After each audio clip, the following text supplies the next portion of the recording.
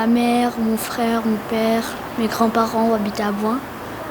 Et du coup, je connais bien, je connais beaucoup de personnes. Il y a beaucoup de personnes de ma famille qui habitent à Boin.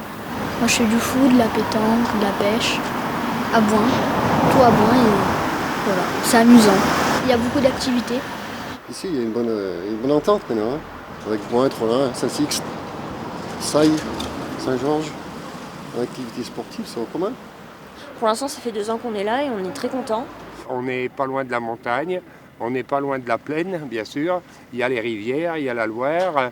C'est super, hein, que ce soit des agencements de jeux pour les enfants, la sablière, tout ça. Et puis je trouve que les gens sont plus sympathiques. Je souhaiterais presque que tout le monde vive dans une ville comme la nôtre ici. Oui, il y a pas mal de docteurs, d'infirmiers. C'est vrai que c'est quand même bien. C'est bien desservi, ouais. Il y a des dentistes, il y a une clinique dentaire là-bas. Après, c'est surtout une ville transitoire, j'ai l'impression. Où c'est surtout tout ce qui gravite autour. On passe d'un Boin et c'est ce qui fait un peu la population en général, on va dire. Il y a eu des choses positives qui se sont faites, puisqu'il y a eu le collège et le lycée qui ont dynamisé Boin.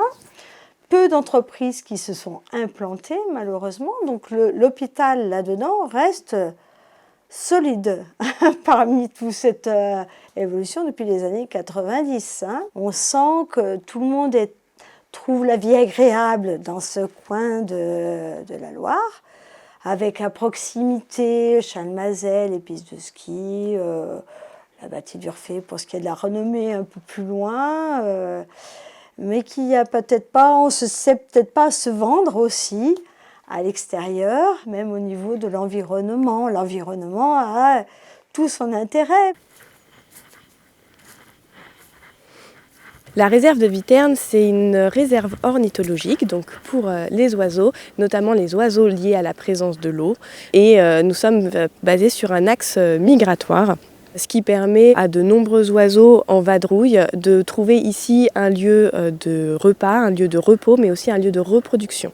Donc c'est un espace naturel sensible de la Loire, mais c'est aussi effectivement un espace qui est classé Natura 2000. Ici, vraiment, les étangs, c'est le patrimoine naturel emblématique de la plaine du Forez.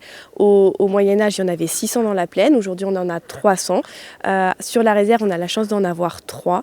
On essaye de les faire connaître et de surtout les préserver au mieux, puisque ce sont des écosystèmes qui peuvent être très fragiles et qui, sans entretien et puis sans vigilance, peuvent rapidement disparaître. Et donc, toute la faune liée à ces étangs peut aussi effectivement disparaître. Alors, est-ce que vous habitez à Boin ? Oui. Ouais. Depuis combien de temps ? Depuis 15 ans. Ok. En fait, le reportage, c'est à l'approche des élections municipales.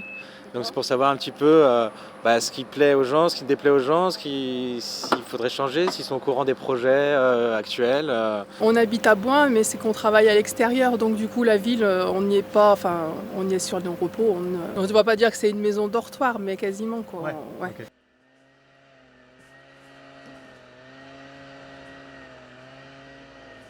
Moi, je suis né il y a 75 ans, vous voyez, je n'ai pas bougé du quartier. C'est vrai. Oui. Donc vous êtes au courant de... Je suis au courant de beaucoup de choses. De beaucoup de choses. Oui. Depuis parce longtemps. que souvent, on vient me voir, on me demande des trucs, parce que la commune cherche des trucs des fois. Ça a beaucoup changé, bon, c'est plus que...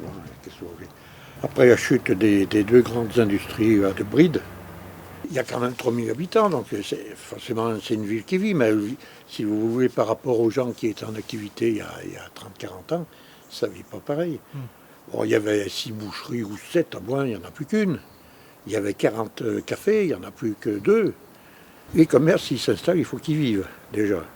Donc avec ce qu'il y a actuellement sur Boin, ils ne peuvent pas vivre. Parce qu'il y a des grandes surfaces, il y en a bien assez. Le centre d'attraction, je dirais, ça sera Intermarché. Bien sûr, ça attire beaucoup de monde. Les gens, ils ont pris des habitudes différentes. Hein. Mais les gens ne savent plus marcher à pied. Hein. Ils partent de la mairie, ils vont au bureau de tabac acheter un paquet de cigarettes, il y a 100 mètres, ils y vont en voiture. Et s'ils peuvent rentrer dans le bureau de tabac avec la voiture, c'est mieux. Moi, j'étais commerçant en Bois et j'ai bien vu les évolutions. Hein. Après, le commerce, il repartirait éventuellement avec quelques petits commerces, mais c'est fini le commerce de détail. Hein. On voit bien dans les campagnes, ils essayent d'installer des commerces, des épiceries, des libre-services. C'est de la fantaisie, hein. Ça ne vit pas. Alors les assos, elles vivent parce qu'elles touchent, elles se mobilisent aussi. Il y a beaucoup de bénévoles. C'est comme ça que ça vit. Hein. Il y a un dynamisme des associations qui font qu'on a envie de se bouger, on est toujours amicalement reçus, ça se passe très bien. Et on se dit pourquoi les gens ne travaillent pas sur place. Voilà. Bon, bah, c'est vrai que le travail, ça a son importance. On se dit qu'est-ce qui pourrait peut-être apporter un peu plus de vie.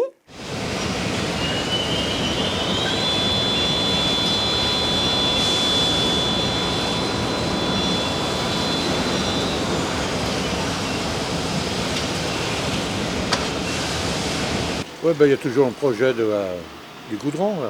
Ouais. Vous en pensez quoi de ça? J'en pense rien de particulier. Depuis le temps que le dossier est en préfecture, je crois que maintenant c'est fait, ils ont l'autorisation. Oui, donc c'est une usine qui est classée ICPE, c'est-à-dire installation classée pour la protection de l'environnement. Donc ça veut dire qu'il y a toute une procédure qui est légalement obligatoire pour que ça soit acceptable d'un point de vue environnemental. La société Stahl a déposé cette nouvelle étude de risque sanitaire et elle a produit une lettre d'engagement de Loire-Forêt-Agglo et du département qui s'engage à réaliser un deuxième accès sur la zone de Chambaillard du côté nord. Pour que Stahl puisse s'installer, c'est précisé dans la lettre.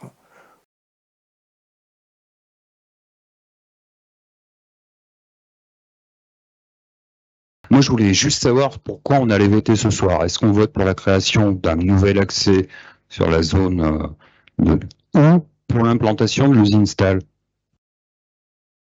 Voilà, elle est très simple ma question. C'est la création d'un deuxième accès. L'objet de la délibération, c'est cela. Merci.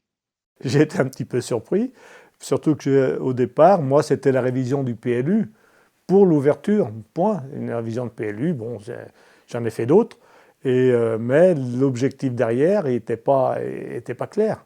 C'est vraiment l'enquête, mes permanences, avec la rencontre des gens, des citoyens qui sont venus, qui se sont mobilisés, qui m'ont permis de découvrir et de comprendre les enjeux réels qui se cachaient derrière cette ouverture. Non, c'est pas normal, parce que j'aurais pu être au courant dès le départ. Hein.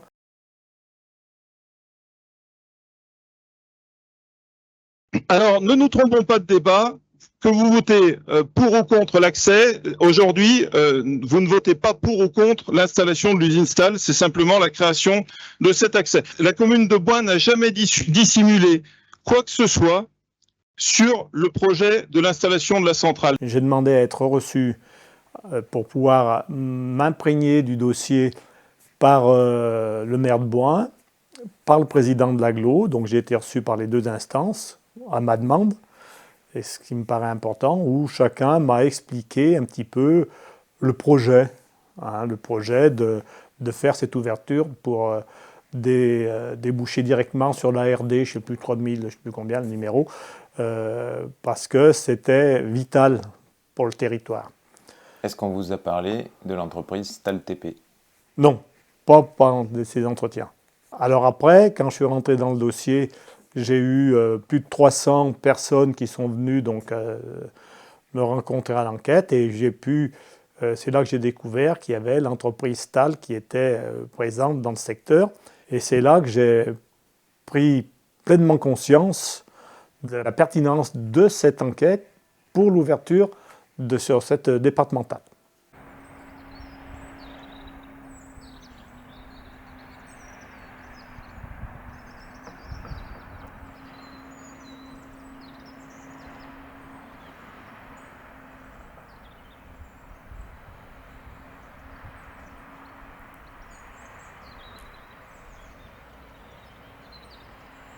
C'était une des plus grosses enquêtes que j'ai réalisées.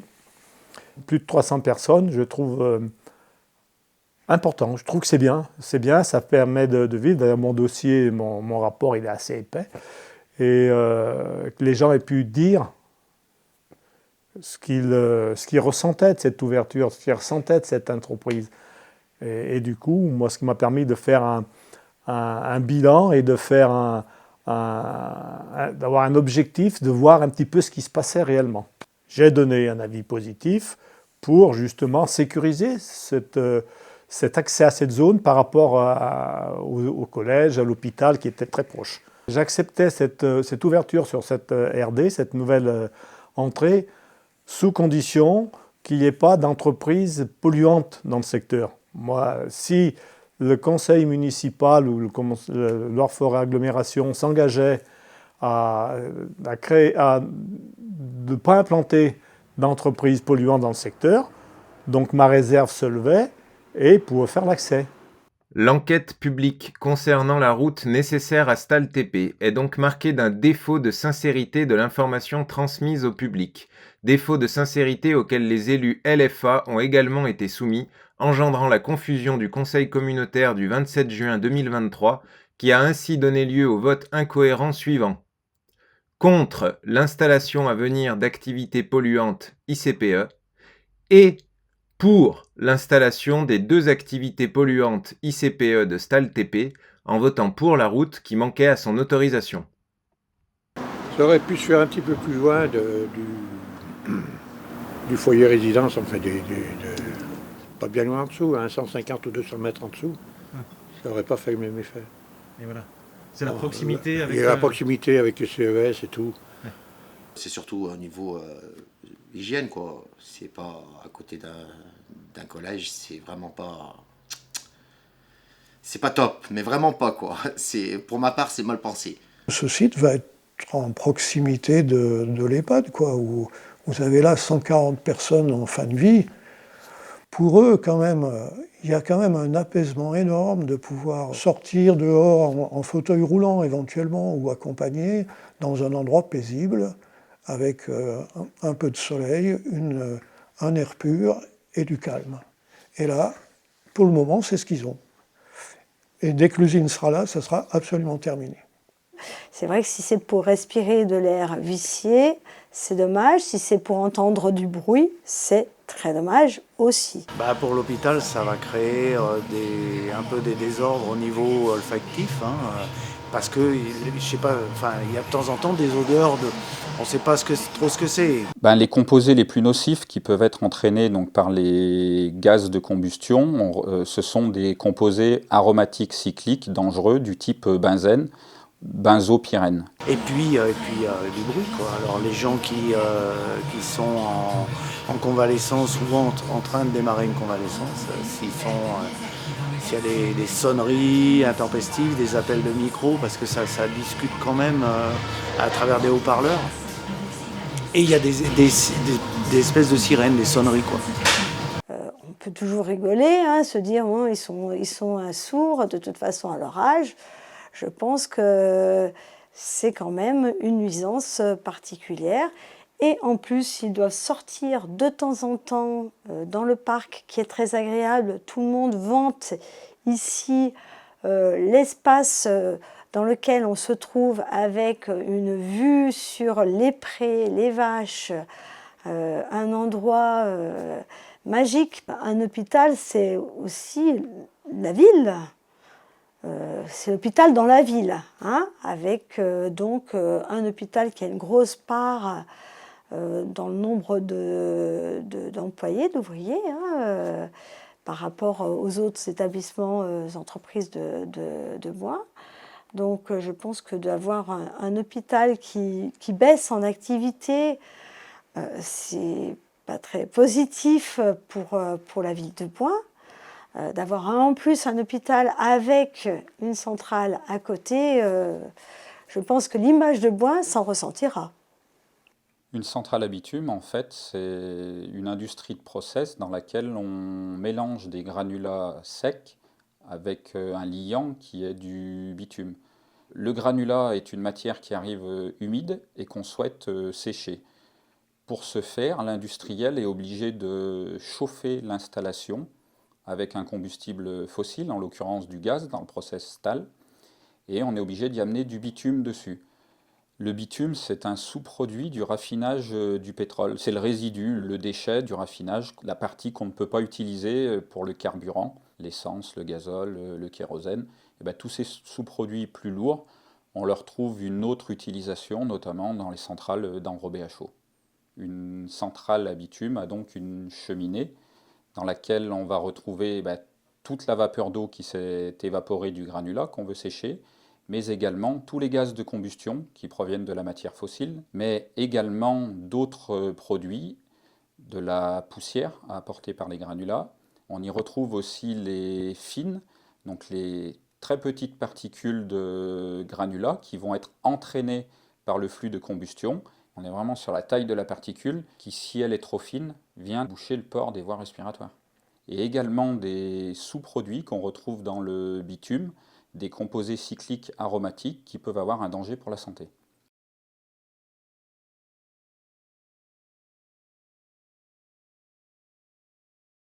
Merci. Je veux répondre aux interventions qui viennent d'être faites. Alors, premièrement, cher Jean-Maxence, aujourd'hui, l'entreprise Stahl n'est pas installée, tu l'auras remarqué. Est-ce pour autant qu'il n'y a pas de cancer dans le pays d'Astrée? Je viens, à titre personnel, de perdre 2 membres de mon équipe d'un cancer. Je veux dire, ce qu'on raconte est totalement infondé. Y a-t-il plus de cancer à Balbigny qu'à Boin-sur-Lignon?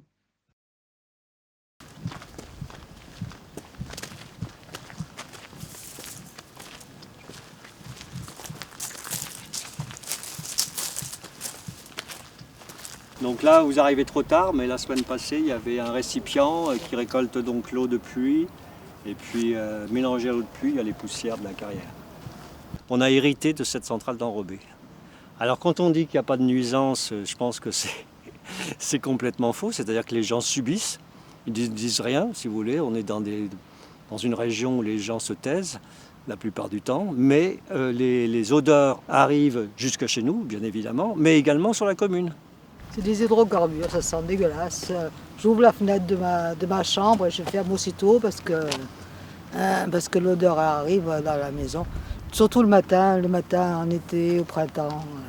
C'est notre santé qui est en danger. Moi, j'ai une insuffisance respiratoire depuis 5-6 ans.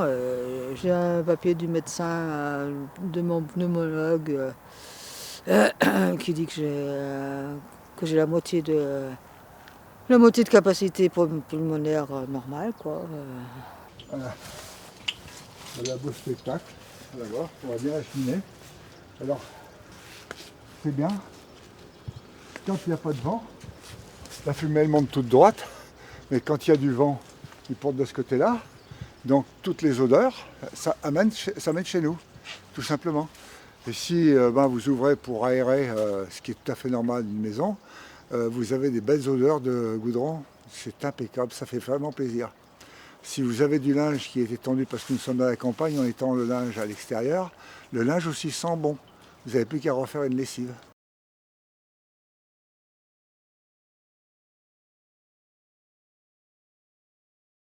Quand on affirme aux parents d'élèves de la cité scolaire que les enfants risquent les pires maladies pulmonaires, des cancers, est-on dans l'information ou dans la manipulation honteuse de surcroît?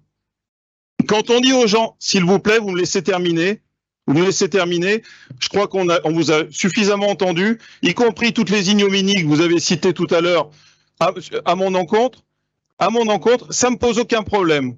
Simplement, je vous dis une chose, suivez-moi une journée dans mon boulot et vous verrez que j'ai pas besoin de mes indemnités d'élu pour vivre et vous serez certainement plus fatigué que moi à la fin de la journée. Quand on affirme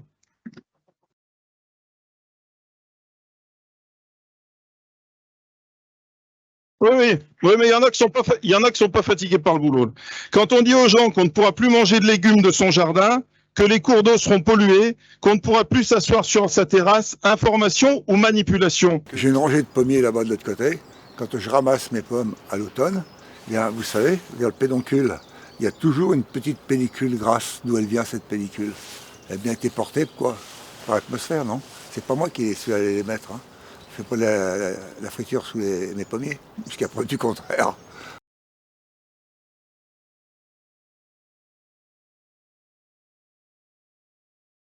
Moi, je suis allé, peut-être à la différence de beaucoup d'entre vous, je suis allé en visiter de ces sites. Et je suis allé même à Balbigny, où la centrale n'a rien à voir avec ce qu'on va avoir, puisqu'elle a 40 ans.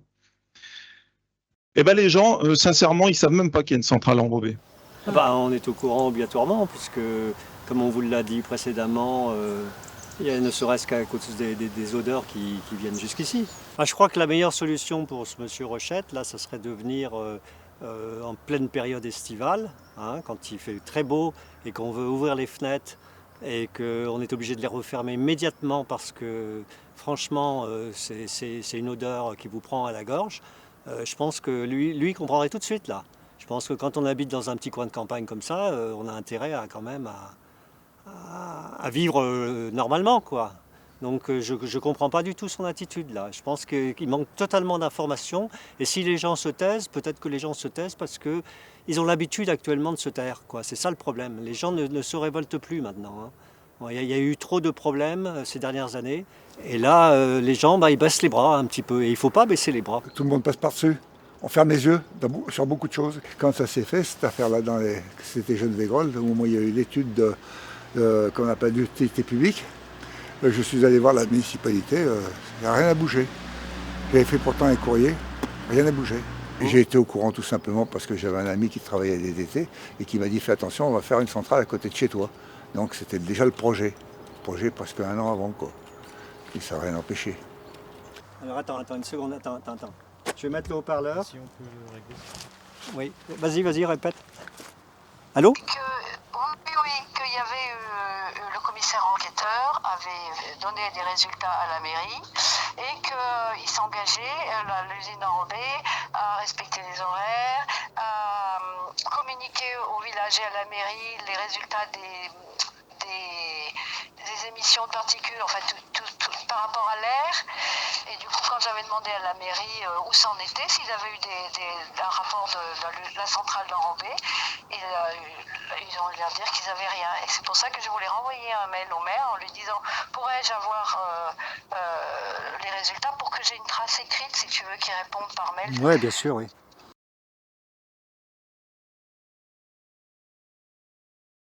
Bonsoir à toutes et à tous, donc Jean-Claude Garde de Merdartin.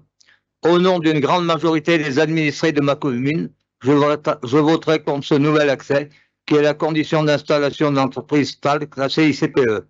Ce n'est pas le bon choix du lieu d'implantation dans cette zone, compte tenu de la proximité de l'hôpital, lycée, gymnase, etc., au vu des risques sanitaires encourus et reconnus par un avis négatif de l'Agence régionale de la santé à 2 reprises, en date du 11 janvier 2018 et du 16 mai 2019. Comme vous le savez tous, la santé n'est pas négociable, donc ce sera un non pour moi.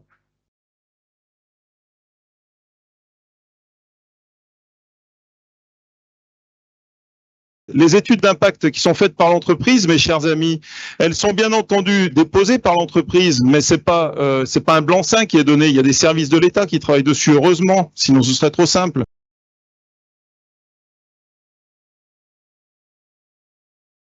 Il y a aujourd'hui des spécialistes, il y a un commissaire enquêteur qui dit on ne doit plus implanter de telles usines dans cette zone. Eh bien moi j'ai la faiblesse de penser que ces spécialistes-là ont bien étudié le dossier aussi et que je peux me forger une opinion à partir de ça. On est là pour se poser des questions du bien commun. Parce qu'aujourd'hui, rien ne garantit que l'emploi soit pérenne. Par contre, aujourd'hui, les spécialistes nous disent qu'il y aura un impact sur la santé. Mais l'ARS, en termes de santé, je considère que c'est un spécialiste au moins. Et le devoir de précaution, il nous appartient de savoir le prendre quand il est bon. Quant à dire que l'État n'a jamais fait d'erreur, je vous rappellerai pas le rôle de l'amiante quand même, hein. Les huiles de coupe, les essais nucléaires à Mururoa. L'État était bien responsable. Alors dire qu'aujourd'hui l'État ne laisserait pas faire, ça j'en suis pas sûr, hein. Donc on peut pas se cacher derrière ces arguments-là.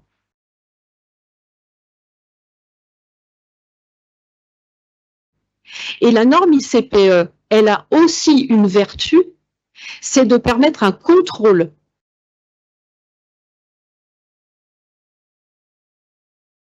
Le classement ICPE, d'ailleurs, les centrales à enrober ont été déclassées en ICPE, c'est-à-dire qu'elles ne sont plus maintenant soumises au régime de l'autorisation, elles sont soumises au régime de la déclaration simple. Selon un inspecteur de la DREAL, la Direction régionale de l'environnement, de l'aménagement et du logement, cité dans un article du Monde diplomatique de juillet 2023.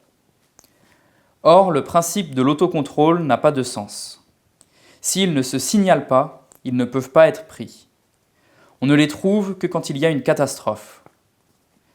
Les sites passés au régime de simple déclaration sortent des radars, abonde l'inspecteur de la DREAL.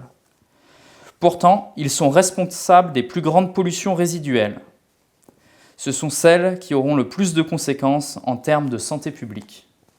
Donc dans le dossier Stahl, en fait, il est clairement noté que l'exploitant va utiliser la centrale uniquement 5 jours sur 7 et pendant des horaires de journée. Donc ce qui veut dire que chaque jour, à minima, on aura un démarrage et un arrêt de la centrale.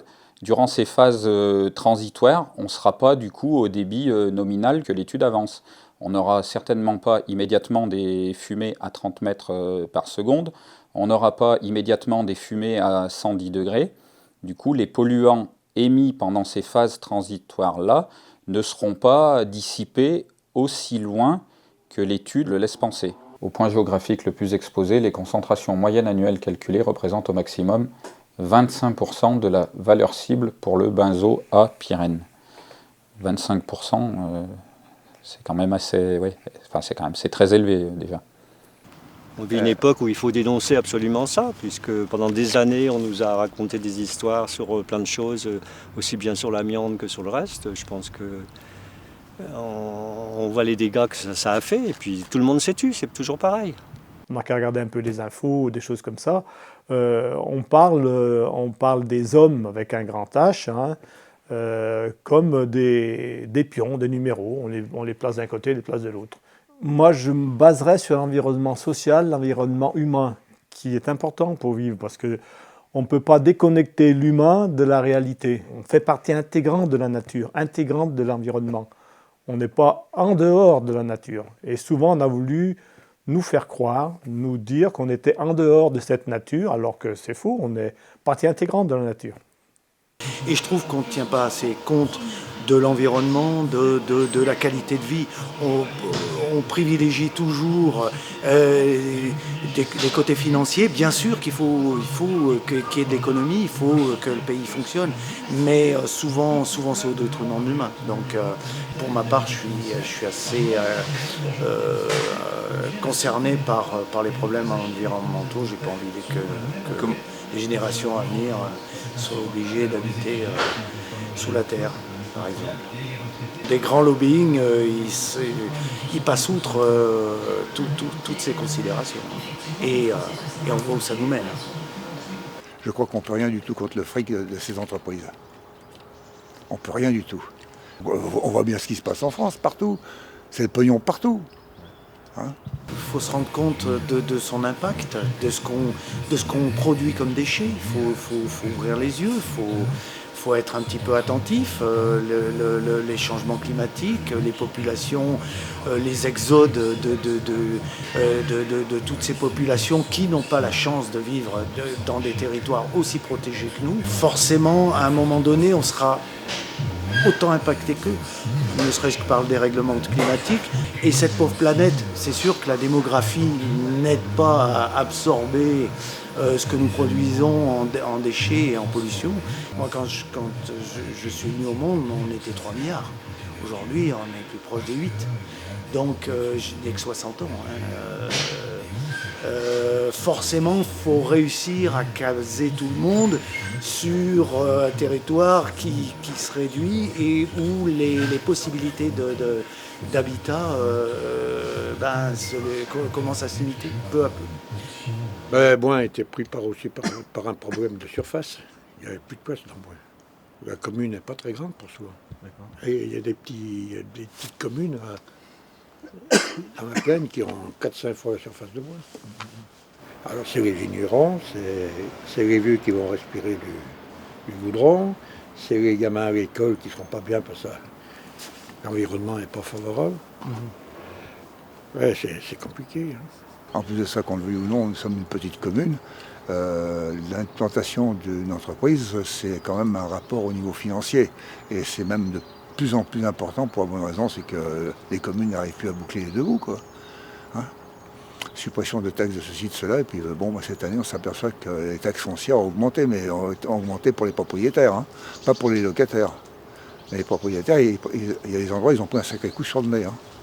Le maire m'avait répondu qu'il voulait mieux voir des camions circuler dans la municipalité que d'avoir des chômeurs. Donc effectivement, au début, il y a eu une annonce de 50 emplois à la clé. Là, ça a été bien relayé par la presse. Dans le dossier Stahl, il est question de 10 emplois dans l'immédiat, qui sont liés à l'agence et non pas à la maintenance et au fonctionnement de l'usine elle-même. Donc c'est des usines qui sont quand même très automatisées sur la partie mélange, séchage et mélange. Donc ça ne nécessite pas beaucoup de personnes pour opérer ces étapes-là, hein. Ce truc d'amiante, c'est un mot comme ça dans la tête des gens, mais les jeunes artisans qui ont 20 ans, peut-être qu'ils ne savent pas le scandale de l'amiante. Donc si on n'écoute pas... Il faudrait quand même qu'ils suivent un petit peu les informations. On en parle quand même suffisamment souvent, hein. Il y a quelques émissions qui sont passées à la télé sur la 5 ou d'autres chaînes où on parle bien des problèmes de santé avec l'amiante et autre chose, quoi, tout simplement, hein. On parle bien de la malbouffe, hein. Pourquoi on ne parle pas de la pollution atmosphérique engendrée par exemple par une centrale comme ça, quoi, hein. Ouais, mais tout le monde a les informations et rien ne se passe. C'est le monde actuel, tout ce qui se passe. Mais il y a une indifférence, un égoïsme complet. Personne n'écoute. Je viens d'une association, là. On était 3 pour mettre en place la réunion de cet après-midi. Bon, vous voyez, les jeunes, on n'a pas vu. Qui c'était des vieux. Comment on en est venu là de ce que vous avez vu? Désintéressement, l'égoïsme. Oui, mais ça c'est le résultat. Comment on en est venu là? Alors là, moi je sais que j'ai jamais fait partie de cela. Je me suis toujours intéressé à mon environnement et à ma vie de tous les jours. Et de quoi vous avez bénéficié dans votre vie qui a pu permettre ce bon alignement de planètes qui fait que en fait vous vous intéressez, comme vous venez de le dire? Tout simplement, je pense que c'est la vie de mes parents. Parce que je viens d'une famille où mon père était malade. J'ai connu mon père malade, il avait 4 ans et demi, où il était mis en invalidité. Donc là, ma mère travaillait dans une entreprise où elle était comme manœuvre, elle avait pas de rond. Et nous étions quand même 3 enfants. Donc il fallait que tout le monde apporte son soutien. On était solidaires les uns des autres, quoi, déjà. Voilà. Il a fallu commencer de bonne heure. J'ai pas l'impression que ce soit exactement les mêmes contraintes qu'on a aujourd'hui que vous aviez à l'époque. Parce qu'aujourd'hui, on doit se battre contre des mots qui ont perdu leur sens. Par exemple, le mot politique, j'ai pas l'impression que... C'est des rigolos. Au départ, quand ils sont sincères, quand ils rentrent en politique pour se présenter à une candidature de député, mais ensuite ils sont pris dans un système, ils sont tous obligés de fermer leur gueule. Pardonnez-moi l'expression, c'est tout, hein. C'est pour ça que je dis citoyennement. À notre niveau, c'est quand même nos vies dont il s'agit. Donc politiquement, qu'est-ce que, même moralement en fait, comment on peut accepter que les finances supplantent la santé? Personnellement, je ne l'accepte pas, mais à mon âge, que voulez-vous qu'on prenne en considération un vieux de 80 ans, hein? Un jeune qu'on le prenne en considération peut-être, mais moi je suis bon pour faire un mort, hein. J'en ai plus derrière qu'il ne me reste pas à faire devant, hein.